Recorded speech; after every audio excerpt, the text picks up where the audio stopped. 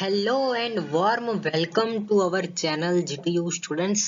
તો મિત્રો આજે આપણે જે લેક્ચર સિરીઝ ચાલુ કરી છે એ છે diploma to degree common entrance test એટલે કે ડીડીસીઈટી ના રિલેટેડ છે અને આઈ પ્રોમિસ કે આ બહુ જ હેલ્પફુલ થશે તમને. તો શરૂઆત તો હું પહેલા આનાથી જ કરીશ, basics of science and engineering, કે જેમાં આજે આપણે યુનિટ 1 કે જે છે યુનિટ્સ એન્ડ મેઝરમેન્ટ, એવું કહી શકું કે આ ફિઝિક્સનો ટોપિક છે. તો એમાં સબ ટોપિકની વાત કરીએ તો સબ ટોપિક 1 જે એમાં છે ફિઝિકલ ક્વોન્ટિટીઝ એન્ડ યુનિટ્સ, એમાં સબ ટોપિક નંબર 2 જે છે એમાં ઇન્ટર કન્વર્ઝન ઓફ યુનિટ એટલે કે MKS SI to CGS and vice versa એટલે એનું ઉલટું. ત્રીજા નંબરનું છે એરર્સ, એસ્ટિમેશન ઓફ એરર્સ, એ બધા ટાઈપ્સ છે એના, રિલેટિવ એરર્સ, પર્સન્ટેજ એરર્સ અને પ્રોપોગેશન ઓફ એરર્સ. અને ચોથો સબ ટોપિક જે છે એ છે measurement with vernier callipers and micrometer screw gauge. એમ તો ઘણા બધા મેઝરિંગ ઇન્સ્ટ્રુમેન્ટ આવે છે, એ પણ જે છે આપણે જસ્ટ ઓવરવ્યૂ લઈશું. કેમ? કારણ કે MCQs તમને પૂછાવાના છે DDCET માં, તો કંઈ નક્કી નથી. એવું પણ પૂછી શકાય કે નંબર ઓફ વિકલ્પ આપેલા હોય અને મેન્શન કરેલું કે આમાંથી કયું એવું મેઝરમેન્ટનું યુનિટ નથી, બરાબર. એક તો આમાં નોર્મલ એક ઉદાહરણ આપું છું, પણ આવા ટાઈપનો ક્વેશ્ચન પણ પૂછી શકે છે. તો મિત્રો હું એટલે કે જીટીયુ સ્ટુડન્ટ્સ જો હું કંઈક ચલાવું છું તો આ મારી એક નાની એવી પ્રયત્ન છે. જો મને આમાં સફળતા મળશે તો આઈ પ્રોમિસ જેમ આગળ મેથેમેટિક્સ છે, કેમેસ્ટ્રી છે, ઇંગ્લિશ છે, એના પણ જે છે હું ટ્રાય કરીશ. શરૂઆત અહીંયાથી જ કરું છું હું, ફિઝિક્સથી, બરોબર. અહીંયા તમે જોશો તો DDCET નું માર્ક્સનું વેઇટેજ જે છે 12% છે, બરોબર. આ યુનિટ 1 યુનિટ્સ એન્ડ મેઝરમેન્ટમાંથી, ઠીક છે. તો મિત્રો સૌથી પહેલા આપણે જોઈએ વોટ ઇઝ ફંડામેન્ટલ યુનિટ્સ.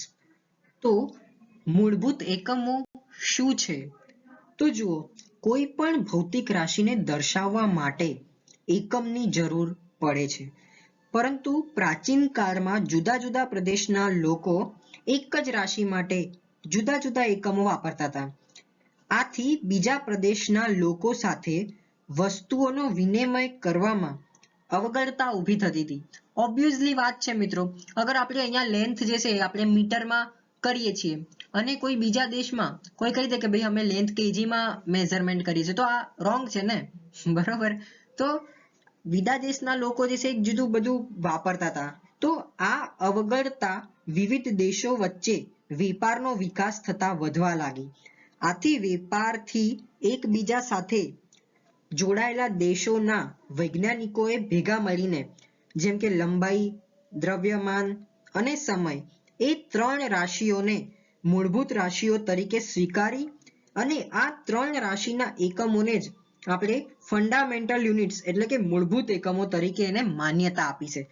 તો આપણે એવું કહી શકાય કે ધસ એટલે કે આમ these units of length, mass and times are called fundamental units. એટલે કે આવી રીતે આપણે લંબાઈ, દ્રવ્યમાન અને સમયના એકમોને આપણે મૂળભૂત એકમો કહેવાય છે. તો એવું કહી શકાય મિત્રો કે ફંડામેન્ટલ યુનિટ શું છે? Length, weight, time. અને એનો ફંડામેન્ટલ યુનિટ શું છે? જેમ કે લેન્થનો મીટર, વેઇટનો કિલોગ્રામ અને ટાઈમનો સેકન્ડ. કરેક્ટ? ત્યાર પછી આપણે જોઈએ વોટ ઇઝ સ્કેલર ક્વોન્ટિટી.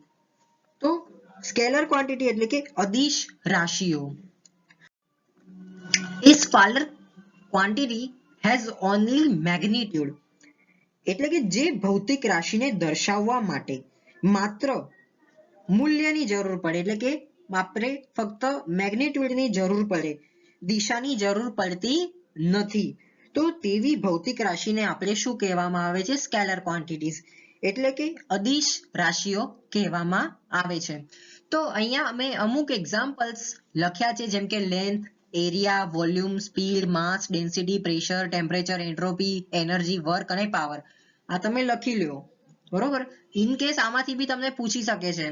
હજી અગર મારે આમાં એડ કરવું હોય તો હું ડિસ્ટન્સ પણ એડ કરી શકું, એરિયા પણ એડ કરી શકું, ટેમ્પરેચર જો કે ઓલરેડી આવી ગયું. તો આ વસ્તુ પણ જે છે આવી શકે છે સ્કેલર ક્વોન્ટિટીમાં, પૂછાઈ શકે છે એવી રીતે કે ભાઈ નીચે આપેલી કઈ સ્કેલર ક્વોન્ટિટી છે, એમાંથી ABCD માંથી આપી દીધી હશે ને એમાંથી વચ્ચે કોઈ એક વેક્ટર ક્વોન્ટિટી એટલે કે સદિશ રાશિ મૂકી દીધી હશે તો કન્ફ્યુઝ થઈ જશો. તો એટલે તમે આ લખી લ્યો, બરાબર. ત્યાર પછી આપણે વેક્ટર ક્વોન્ટિટી જોઈએ એટલે કે સદિશ રાશિઓ જોઈએ. તો એ vector quantity has both magnitude and direction એટલે કે જે ભૌતિક રાશિને દર્શાવવા માટે દિશા અને મૂલ્ય એટલે કે ડાયરેક્શન અને મેગ્નિટ્યુડ બંનેની જરૂર પડે તેવી ભૌતિક રાશિને આપણે વેક્ટર ક્વોન્ટિટી એટલે કે સદિશ રાશિ કહેવામાં આવે છે. એક્ઝામ્પલ તરીકે displacement, velocity, acceleration, momentum, force, weight. Correct. અગર મારે વધારે લખવી હોય તો હું ફોર્સ એટલે કે ફોર્સ તો આવી ગયો છે, કે પછી linear displacement, linear velocity, linear acceleration, weight, momentum, બરોબર, angular displacement, angular velocity, angular acceleration, એ બધું પણ જે છે એ સદિશ રાશિ એટલે કે વેક્ટર ક્વોન્ટિટીમાં જ આવી શકે છે, આવી જાય છે. ઓકે. આના પહેલાના સ્લાઇડમાં આપણે સ્કેલર ક્વોન્ટિટી અને વેક્ટર ક્વોન્ટિટી બધું જોઈ ગયા, બરોબર. તો જનરલી મિત્રો એવું પણ ક્વેશ્ચન પૂછી શકે છે જે આ સ્લાઇડમાં હું તમને બતાવવા માંગુ છું.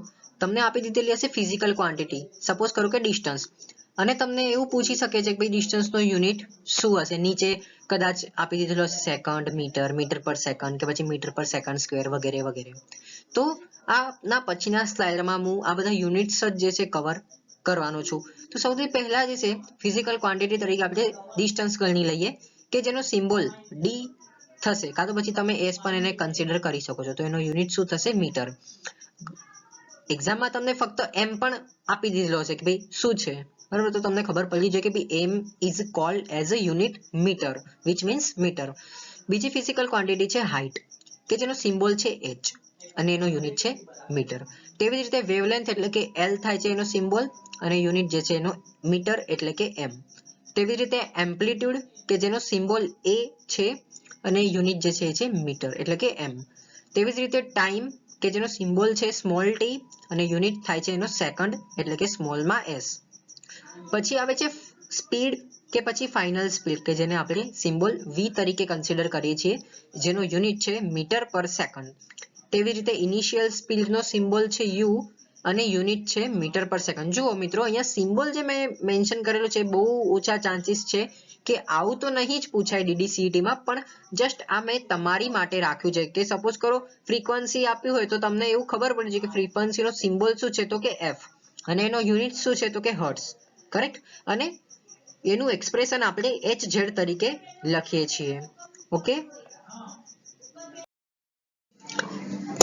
ત્યાર પછી જોઈ લઈએ આપણે ફિઝિકલ ક્વોન્ટિટી એસેલરેશન કે જેનો સિમ્બોલ છે એ અને યુનિટ થાય છે એનો મીટર પર સેકન્ડનો સ્ક્વેર. પછી આવે છે એસેલરેશન ડ્યુ ટુ ગ્રેવિટી કે જેનો સિમ્બોલ છે જી અને યુનિટ થાય છે મીટર પર સેકન્ડનો સ્ક્વેર. પછી ગ્રેવિટેશનલ ફિલ્ડ સ્ટ્રેન્થ કે જેનો સિમ્બોલ છે જી અને એનો યુનિટ છે ન્યૂટન પર કિલોગ્રામ. ત્યારબાદ માસ એટલે કે એમ એનો સિમ્બોલ છે અને એનું યુનિટ છે કિલોગ્રામ કેજી. વેઇટ નો યુનિટ ડબલ્યુ, યુનિટ એનો ન્યૂટન અને એને એન તરીકે દર્શાવાય છે.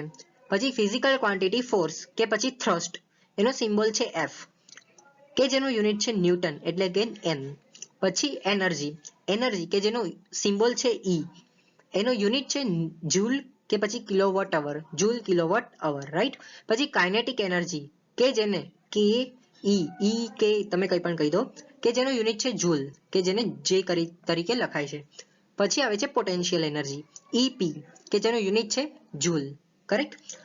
હીટ એનર્જી કે જેનો યુનિટ છે જૂલ જે. ત્યાર પછી ઇનપુટ એનર્જી કે જેનો સિમ્બોલ છે EI, યુનિટ છે જૂલ. એવી જ રીતે આઉટપુટ એનર્જી અને વર્ક ડન નો પણ યુનિટ જે છે જૂલ થાય છે. ત્યાર પછી પાવર બોલો કે પછી આઉટપુટ પાવર બોલો કે પછી ઇનપુટ પાવર, એ ત્રણેયનો યુનિટ થાય છે વોટ, બરોબર, અને એનો સિમ્બોલ થાય છે W. પછી focal length of a lens એટલે લેન્થ આવ્યું ને એટલે તમારે મીટર જ કન્સિડર કરી લેવાનું. પછી પાવર ઓફ લેન્સ એટલે કે P, એનો યુનિટ જે છે ડાયોપ્ટર ડી તરીકે કહેવામાં આવે છે. ઇલેક્ટ્રિકલ ચાર્જ, આ મને એવું લાગે છે હાઇલાઇટ છે આ પોઈન્ટ ઉપર, તમે ફોકસ કરજો. ઇલેક્ટ્રિકલ ચાર્જ કે જેને Q કહેવામાં આવે છે કુલમ, એનો યુનિટ છે કુલમ. ત્યાર પછી ઇલેક્ટ્રિક કરંટ કે જેને I કહેવામાં આવે છે અને યુનિટ જે છે એ છે એમ્પિયર, એનો સિમ્બોલ જે છે એ. ત્યારબાદ વોલ્ટેજ નો સિમ્બોલ છે V અને યુનિટ છે વોલ્ટ વી. પછી આવે છે રેઝિસ્ટન્સ કે જેને સિમ્બોલ આર તરીકે રિપ્રેઝેન્ટ કરી શકાય છે અને એનો યુનિટ ઓહમ છે. જુઓ મિત્રો આ ઓહમનો સિમ્બોલ તમે અહીંયા જોઈ લો. તમારે એક્ઝામમાં એવું પણ પૂછી શકે કે નીચે પૈકી રેઝિસ્ટન્સનો યુનિટ શું છે, તો ઓહમ એવું લખ્યું નહીં હોય, આવી રીતે સિમ્બોલ હશે, બરોબર, આ વસ્તુ ધ્યાન રાખજો. પછી ઇનપુટ વોલ્ટેજ હોય કે પછી આઉટપુટ વોલ્ટેજ હોય, બંનેનો યુનિટ થાય છે વોલ્ટ, પણ ઇનપુટમાં VI લખાશે ને આઉટપુટમાં VO. પછી વોલ્ટેજ ગેઇન કે જેને VGAIN વી ગેઇન કહેવામાં આવે છે કે જેનો યુનિટ નથી, એટલે કે આ નંબરલેસ યુનિટ છે. પછી પાવર ગેઇન એ પણ એવું જ છે, નંબરલેસ યુનિટ છે, એનો યુનિટ નથી. પછી પ્રાઇમરી વોલ્ટેજ કહો કે પછી સેકન્ડરી વોલ્ટેજ કહો, એ બંનેનો યુનિટ જે છે એ વોલ્ટ છે. પછી પ્રાઇમરી સર્કિટ બોલો કે પછી secondary current, sorry primary current બોલો કે પછી સેકન્ડરી કરંટ, એનો યુનિટ થાય છે એમ્પિયર કે જેનો સિમ્બોલ છે એ. ત્યાર પછી તમે જોશો physical quantity number of turns on primary coil. જેમ આપણી મોટર હોય ને તો એ ટર્ન્સ ફરે છે, ઓકે, તો એને આપણે પ્રાઇમરી કોઇલ કહેવામાં આવે છે. પછી સેકન્ડરી કોઇલ આવે છે, તો એ બંનેનો બી યુનિટ નથી. તો કન્ફ્યુઝ કરવા માટે GTU માં એવું પૂછી શકે છે, આઈ મીન DDCT પરીક્ષામાં પૂછી શકાય છે કે ભાઈ number of turns on primary coils નો યુનિટ શું છે, એવું કંઈ પણ પૂછી શકે છે. મને બહુ ઓછા ચાન્સીસ લાગે છે, પણ કંઈ નક્કી નથી ને ક્યાંથી શું પૂછાઈ આવે છે. પછી એફિશિયન્સીનો પણ યુનિટ જે છે નથી, બરાબર, આ વસ્તુ ફોકસ કરજો, એફિશિયન્સીનો યુનિટ નથી. પછી આવે છે ટેમ્પરેચર, ને આપણે સિમ્બોલ T તરીકે કહેવામાં છે ને એનો યુનિટ ડિગ્રી સેલ્સિયસ છે, અમુક વાર કેલ્વિન પણ આપણે કહેવામાં આવે છે, બરાબર, તો આ વસ્તુ બી ધ્યાન રાખજો. અને 273 થાય અગર આપણે સેલ્સિયસ ને કેલ્વિનમાં ફેરવવું હોય તો. આ મેં લખ્યું નથી પણ તમે લખી લ્યો. પછી સ્પેસિફિક હીટ કેપેસિટી કે જેને સિમ્બોલ જે છે C છે, કે જેનો યુનિટ છે જૂલ પર કેજી ડિગ્રી સેલ્સિયસ. પછી આવે સ્પેસિફિક લેટેન્ટ હીટ કે જેને આપણે I તરીકે કહેવામાં આવે છે કે જેનો યુનિટ છે જૂલ પર કેજી. પછી એક્ટિવિટીનો સિમ્બોલ છે A કે જેનો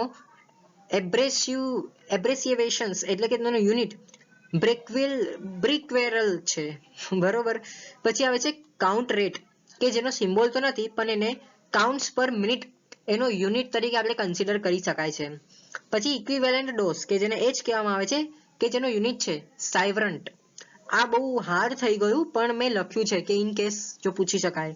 પછી હાફ લાઈફ કે જેનો સિમ્બોલ છે T એટલે કે ટાઈમ કહેવામાં આવે છે, બરાબર, તો ટાઈમ જે છે 60 નો હોય, 60 મિનિટનો હોય, તો હાફ લાઈફ મતલબ કે એનું અડધું, એટલે આપણે લખ્યું સેકન્ડ, ટાઈમ, અવર, ડે, યર કંઈ પણ હોઈ શકે, એનો યુનિટ થાય છે S.